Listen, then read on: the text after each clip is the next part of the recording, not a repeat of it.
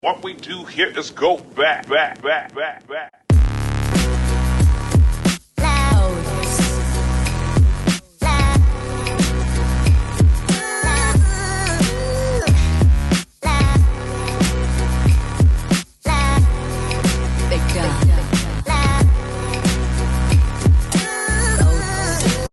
What's up, everybody, and welcome back to the channel. It's your boy Mello. Now, y'all know I like to mind my black business, but every now and then, the white folks do something that make me mind theirs. Blake Lively has came out and said that she's suing her co-star and the director of her latest film, It Ends With Us. Now, I can't tell you what this movie is about, nor do I really care. But the drama this lawsuit has brought, now that's right up our alley. Now, a woman by the name of Nuha broke it all down, so I want y'all to get comfortable and check this out. Justin Baldoni and the 9 other plaintiffs provided a timeline for everything that happened from start to finish. I will be going over it, which will be long and divided into 2 parts. It starts off in early 2019 saying Justin Baldoni, through his literary agent, contacted Colleen Hoover, who is the author of the book It Ends With Us. He shared a deep interest turning the book into a movie, saying he envisioned a film that would shed light on the struggles of DV survivors, amplifying their voices and inspire social change. On May 8th, 2019, Justin Baldoni's studio, which is Wayfarer, secured the rights to the books. Over the next 5 years of development, Baldoni and Wayfarer maintained a strong and collaborative relationship with the book's author. Number 49 is where it says Wayfarer partnered with Sony to co-finance and distribute the film, and they put a clause in the contract that said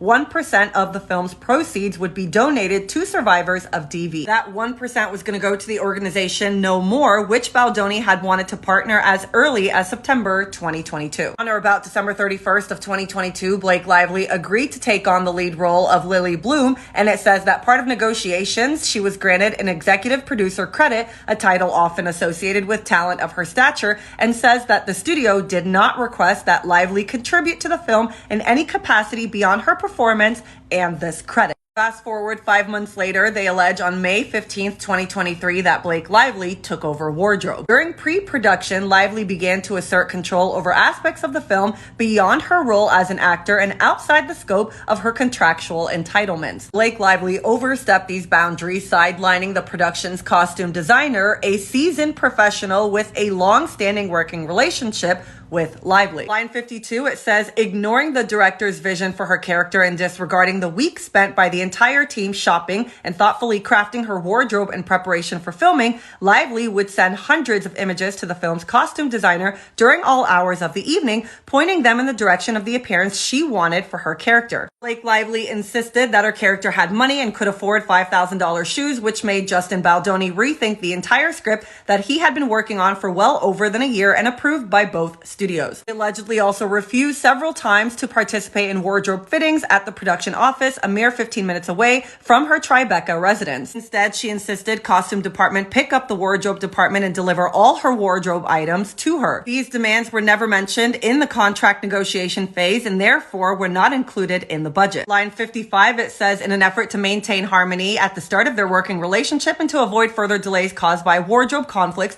Baldoni and the studio reluctantly allowed Lively full control over her wardrobe. This concession quickly proved regrettable. If you remember, Blake Lively's claim said that Justin Baldoni had seen images of her in paparazzi shoots and then ran to her trailer and cried for hours. Well, he's saying the opposite, saying that when paparazzi captured and published photos of Lively in character wearing her self-selected wardrobe, the images were described as unflattering and sparked backlash from the film's distributor, which is Sony. Baldoni received direct criticism from Sony, who voiced concerns about the impact. Baldoni says he approached Lively in her trailer to discuss necessary wardrobe adjustments. The conversation, while professional, took considerable time and was later grossly misinterpreted in her complaint. Part about him crying in Lively's dressing room, this account later published by The Times, is false. Now, he does admit to tearing up, but he says that it was during a conversation in response to what he believed was a genuine compliment from Lively, praising his work as a director and actor. In hindsight, he says he believes it was a manipulative tactic, likely intended to persuade him to continue allowing her unchecked control over wardrobe decisions. Line 60, Lively begins rewriting the script. Obviously, we remember when Blake Lively said the rooftop scene was written by her husband and nobody knew that, including the screenwriter. Furthermore, Lively herself began altering the script daily. Every day they had a schedule for shooting, but it goes on to say that because she kept changing the script, it introduced significant stress on production crew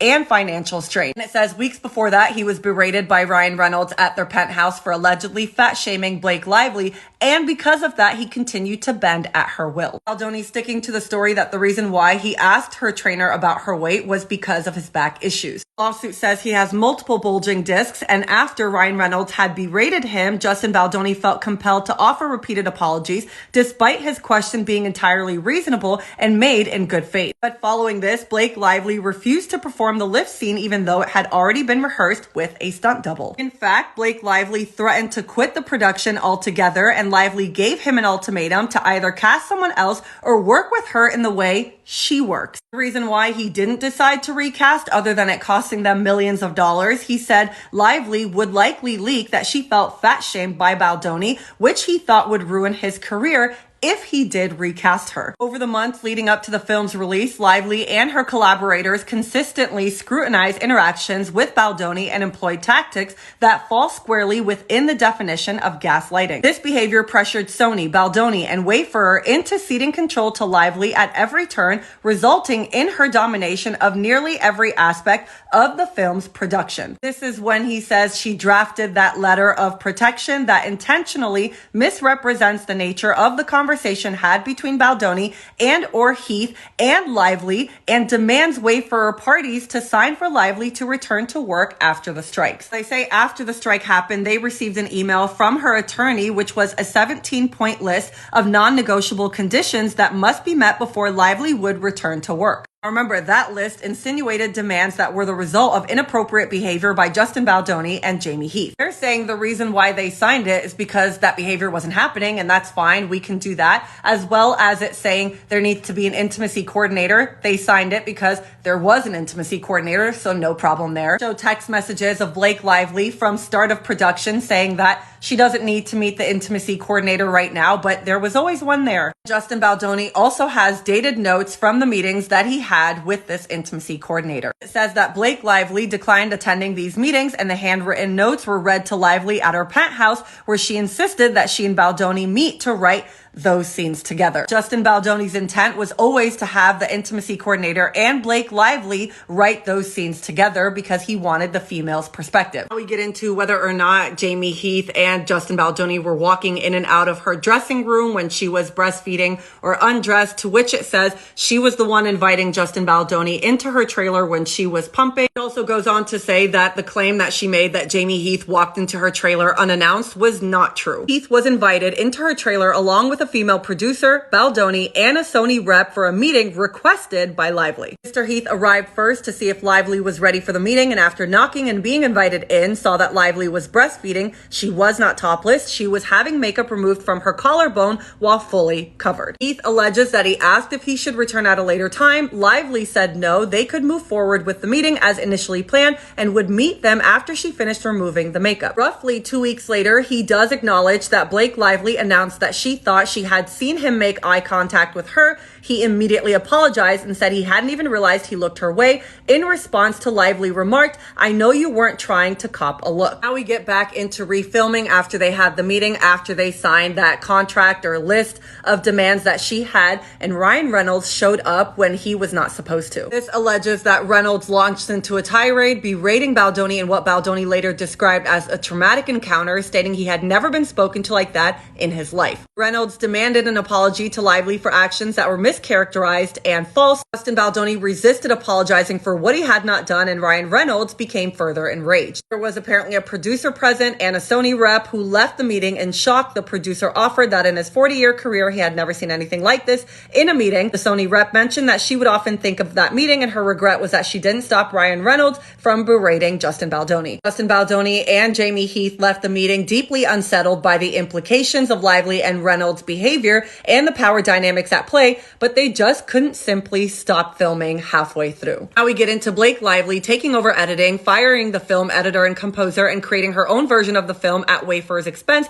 while the rightful director continues to edit his cut of the film. Apparently, there's a 10-week period where the film's director gets to privately edit the film, which is called the director's cut. It says, unfortunately, Justin Baldoni was denied this essential experience. Lively requested to join Baldoni in the editing bay, and obviously because she's been in the industry so long, she knows that that's not something she's supposed to do, but because of everything that happened prior, Justin Baldoni, Wayfarer, and Sony reluctantly agreed to grant her access to the editing bay for 2 days. The 2 days led into 10 days, to which she sought to work alone without Justin. Part 2 of Justin Baldoni's timeline. This goes on to say that Justin Baldoni continued working on his own director's cut, even though Blake Lively had pushed him out, but he came to a realization. Lively could refuse to promote the film or approve any related marketing materials. Because of this, he felt compelled to do what she wanted, which included funding a friends and family screening of a version of the film they had not approved or even seen entirely at her insistence. Having already invested millions of dollars along with years of time, energy, and personal sacrifice,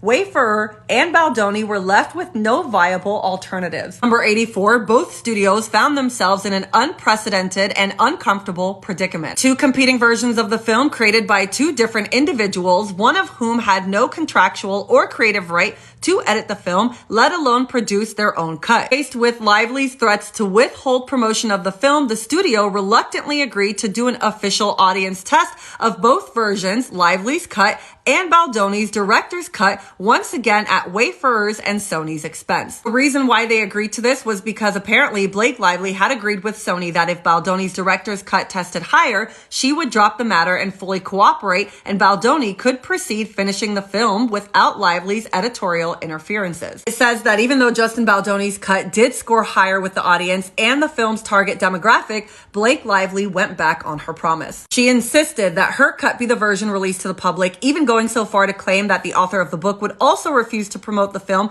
if Lively's version was not chosen. Under immense pressure, Sony and Wayfarer once again conceded. They also gave her a producer credit, but the commands did not stop there. Apparently, she didn't just want the producer credit, she wanted a PGA mark, which is Producers Guild of America. If you have the PGA mark, that basically means you are the producer that did most of the producing on the film. Neither Baldoni nor Wayfarer felt like Lively fulfilled the requisite criteria to earn this mark. But she demanded that Baldoni, Heath, and other producers and department heads send letters to the PGA in support of her certification for the PGA mark. Despite unanimous recognition of the absurdity and the unsettling nature of what appeared to be an attempt at coercion, Sony and other parties ultimately submitted letters of support. Wayfarer and Baldoni, though, refused to misrepresent her contributions to the film, despite having conceded on nearly every other demand at this point. They believe it unjust and unethical to falsely represent to the PGA that she had fulfilled the requisite producing responsibilities. Because of that, Lively allegedly instructed Sony to tell Wayfarer and Baldoni that any goodwill left between us is done. And because they were threatened, they basically had to submit this letter. Jamie Heath did something to cover himself. Upon doing so, Jamie provided a copy of the letter to Wayfarer's lawyers, accompanied by a statement indicating that they signed the letter under duress. In the letter, Jamie says, without going into details of the events that have transpired over the months, Justin and I ended up agreeing to write the letter due to feeling trapped. She continues to hold a threat over our heads, and every time we try and hold a line, she uses that threat either directly or indirectly to get us to fold. Now he wants to make it very clear that they were not literally forced to write the letter, but given the high profile of the movie, the partnership with Sony, the amount of money invested, and the need to complete the movie, we have written the letter on her behalf, but omitting the truth of how and why she was able to contribute in the ways we listed. There is nothing to do with this letter now. It only serves in a way to memorize why the letter was sent in the first place, should we ever need to explain explain it. But allegedly, the bullying tactics did not stop there. Lively instructed Sony that she and the cast would not participate in any marketing or promotion of the film alongside Justin Baldoni. She made certain that he was removed from all artwork of the film, posters included, and stripped him of his A Film by credit. Number 93 is why we heard the claim that Ryan Reynolds tried to get WME to drop Justin Baldoni, because it says during the Deadpool and Wolverine premiere, Ryan Reynolds approached Baldoni's agent at William Morris Endeavor and demanded that the agent drop Baldoni. Wayfarer and Baldoni grew increasingly fearful of what Lively and Reynolds were capable of, as their actions seemed aimed to destroying Baldoni's career and personal life. And when Justin Baldoni was in Sweden celebrating his wife's birthday, he was informed that Lively demanded he not attend the film's premiere on August 9th, 2024. Lively further threatened that if Baldoni attended the premiere, she and the majority of the cast would boycott, and it remained unclear what Lively had communicated to or promised the cast, but they now also refused to attend if Baldoni was present. And the fact that Sony did agree, it shows that Lively and Reynolds have immense power and influence. Just days before the premiere, Baldoni was unsure if he was even allowed to attend, but he had friends and family who have been traveling from outside of New York and left in limbo. Finally, through Sony, Wayfarer persuaded Lively to permit Baldoni and the Wayfarer team, along with their friends and family, to attend. Only under demeaning and humiliating conditions, they were regulated to a separate theater to view the film, required to arrive at a different time than the rest of the cast, and instructed to leave the venue immediately after Lively arrived. He was also excluded from the official celebrity after party, despite it being an event paid for by Wayfarer. As a result, he had to quickly organize and personally fund a separate after party for himself and the Wayfarer team, forcing the company to cover the costs of two events. At the premiere, he was engaging in photos as well as interviews, but his efforts were abruptly cut short when it was conveyed that Lively was on her way, and he was instructed to stop immediately. First, security personnel, acting as though there was a risk of escape, escorted Baldoni's group to the basement of the building. Once the main theater was deemed clear of Lively and her guests, Baldoni and his group were ushered into a separate theater to view the film. Once it ended, they were again quickly escorted by security out of the building to avoid even a chance of interaction with Lively and her guests. As we know, Sony's marketing plan was about hope and not about DV, but it says that Baldoni from the very beginning wanted it centered with his partnership with the organization No More. Staying true to his purpose for undertaking the film, Baldoni prioritized amplifying the voices of survivors of DV. He returned to the core reason for embarking on the project in the first place, which was his initial outreach to the author of It Ends With Us 5 years earlier. It says his genuine efforts were later mischaracterized and weaponized against Baldoni. And because of all of this stuff playing out, that's when he decided to hire a crisis manager. Thank you again to Nuha for breaking that lawsuit down. If you guys are ever on TikTok, please stop by and show her some love. Now, one thing that has become very apparent is that Blake and Justin, they're not suing for money. While this lawsuit was filed and will play out in court, the true fight is in the court of public opinion. This is a fight for their reputation, and make no mistake, there will only be one winner. This case reminds me so much of the Amber Heard versus Johnny Depp. And if y'all all recall, the people crucified Amber Heard. So much so that after the trial, she moved to Spain. Now, if you've been paying attention, then you would know that this case has already ended before it even started. Public opinion is in favor of Justin Baldoni, and it is yet to shift. In fact, it's like every day something comes out and people grow increasingly angry with Blake Lively. And let me tell y'all, Justin is not taking this phase down. Yesterday, his lawyer spoke out, and this is what he had to say. Are you going to sue Blake Lively too? Into oblivion,